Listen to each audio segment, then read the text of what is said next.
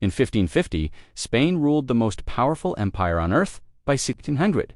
It couldn't pay its own soldiers. What happened in just 50 years implies a sudden systemic breakdown. Viewers want the chain reaction. The real enemy wasn't war, it was money. In the early 1500s, Spain did something no nation in human history had ever done. It conquered an entire hemisphere. From the silver mountains of Potosi to the gold-rich lands of Mexico, Spain controlled what seemed like infinite wealth. Treasure fleets crossed the Atlantic, loaded with silver, so abundant that European markets had never seen anything like it. By 1550, Spain ruled the most powerful empire on earth. Its king Philip II controlled territories stretching across Europe, the Americas, Asia, and Africa. This was not just an empire, it was the empire. So here's the question. How does the richest nation in the world go bankrupt? Not once, not twice, but 5 times. Pause for a second. Imagine discovering mountains of silver so vast that workers could carve entire cities into the mines themselves. That was Potosi, located in modern-day Bolivia, a literal silver mountain. Spain extracted so much silver that historians estimate over 150,000 tons were shipped back to Europe over the next century. That kind of wealth should guarantee dominance for centuries. Instead, it triggered collapse. Why? Because Spain misunderstood something fundamental about money. Gold and silver are not wealth. They are a claim on wealth. And when claims grow faster than production, something breaks. Let's zoom out. Europe in 1500 was relatively stable in terms of prices. Inflation was slow. Trade was predictable. Then suddenly, silver began flooding in from the Americas. Between 1500 and 1650, prices across Europe increased nearly 6-fold. Historians call this the price revolution, 6 times higher prices. Imagine if groceries, rent, gas, everything increased 600% over your lifetime. People would panic. They did. But here's the twist. Spain thought rising prices meant rising prosperity. More money was entering the system. The crown was flush with silver. Military campaigns were expanding. Palaces were built. Wars were funded. Spain felt unstoppable. But beneath the surface, something far more dangerous was happening. Domestic industries in Spain began collapsing. Why manufacture goods when you can just buy them with silver? Why build factories when treasure fleets arrive every year? Spain became addicted to imports. French textiles, Dutch ships, Italian banking services. The silver flowed in and flowed right back out. Spain wasn't building a productive economy. It was financing one elsewhere. And here's the first cliffhanger. The silver that was supposed to make Spain powerful was quietly making its enemies stronger. But the real disaster hadn't even begun. Because the empire wasn't just dealing with inflation, it was building something far more fragile. A debt machine. When Philip inherited the throne in 1556, Spain was the dominant global power. But it was also permanently at war. Wars in the Netherlands, wars against the Ottoman Empire, naval conflicts with England, defending colonies across oceans. War is expensive, extremely expensive, and even mountains of silver weren't enough. So Spain did what modern governments do. It borrowed. Spanish monarchs issued bonds called juros. These were essentially promises to pay investors interest using future tax revenue or future silver shipments. Sound familiar? Future wealth was being pledged to finance present spending. Here's where things become dangerously modern. When silver shipments were delayed due to storms, pirates, or war, Spain couldn't meet its debt obligations. And in 1557, Philip II declared bankruptcy. The richest empire in the world defaulted on its debts. Let that sink in. How does a nation with unlimited silver default? Because liquidity is not solvency. Spain had assets, but it didn't have stability. And the bankers of Europe, particularly in Genoa, realized something critical. Spain needed them more than they needed Spain. So they raised interest rates, they tightened lending conditions, they demanded higher returns. And Spain, desperate to fund its wars, agreed. Here's a pattern interrupt. If silver was flowing like water, why was Spain thirsty? Because the money wasn't staying in Spain, it was passing through it.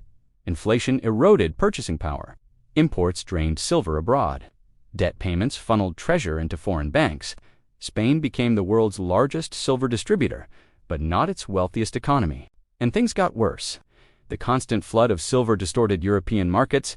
As prices rose, Spain's cost of maintaining its empire skyrocketed. By 1575, Philip II declared bankruptcy again. Then again, in 1596, 5 sovereign defaults within a century. Each time, the empire survived, but weaker, more dependent, more fragile. Here's the uncomfortable truth. Spain wasn't collapsing because it lacked money. It was collapsing because it misunderstood how money works. Money is not wealth. Production is wealth. Innovation is wealth. Industry is wealth. Silver without productivity is illusion. Meanwhile, across the English Channel, something very different was happening. England, relatively poor in silver, was investing in naval technology, trade networks, and domestic manufacturing. The Dutch Republic, with limited natural resources, built the most sophisticated financial system in Europe. Stock exchanges, advanced banking, joint stock companies. Spain had treasure, its rivals built systems, and systems beat treasure. But the final blow didn't come from inflation, or debt, or even war. It came from something slower, structural decay. And when it hit, it was irreversible. By the early 1600s, Spain still looked powerful on paper. It had colonies, armies, ships, silver fleets, but appearances were deceiving. Domestic agriculture had declined. Manufacturing was weak. Skilled labor was scarce. Why? Because easy silver distorted incentives. Why innovate when treasure arrives? Why build industry when imports are cheaper? This is known today as resource curse. Countries rich in natural resources often underinvest in productive industries. Spain may have been the first global example. Then came a critical mistake. In 1609, Spain expelled the Moriscos Muslims who had converted to Christianity, many of whom were skilled artisans, farmers, and merchants. Roughly 300,000 productive citizens removed. Imagine removing an entire state's workforce overnight. Economic contraction accelerated. Tax revenues fell. Debt pressures increased. Silver shipments continued, but now they were sustaining a hollow core. And here's the emotional pivot. Empires don't collapse in explosions. They decay. Slowly, financial fragility turns into political weakness. Political weakness turns into military failure. In 1588, the Spanish Armada, once believed invincible, was defeated by England. It wasn't just a naval loss, it was symbolic. The empire that controlled oceans was losing control of reality. Silver shipments eventually declined as mines became less productive. Inflation had already reshaped Europe. Spain's debts remained. Its rivals, England and the Dutch Republic, now controlled trade routes and financial systems. By the late 1600s, Spain was no longer the dominant global power. The empire hadn't vanished overnight. It had been quietly hollowed out from the inside. And here's the modern lesson. Spain believed money creation equals strength. But money without productivity creates fragility. Debt without growth creates dependency. Resource wealth without institutional strength creates decline. Now pause. Does any of this sound familiar? Massive money supply growth, rising debt levels, asset inflation, import dependence, financial engineering replacing industrial expansion. History doesn't repeat, but it rhymes. Spain's collapse wasn't about silver. It was about structure. It wasn't about treasure. It was about incentives. And the most powerful empire on earth bankrupted itself because it mistook monetary abundance for economic strength. Spain lost financial dominance long before it lost political territory. Because once financial power shifts, political power follows, and that shift changed the world.